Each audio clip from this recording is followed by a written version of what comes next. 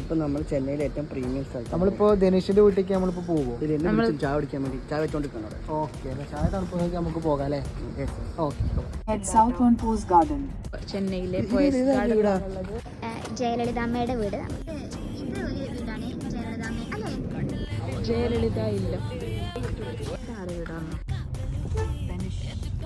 ഇതാണ് ധനുഷിന്റെ വീട്. പോയസ് ഗാർഡനിൽ ഇതടുത്ത പണിക്കാർ ഒന്നും കാണില്ല.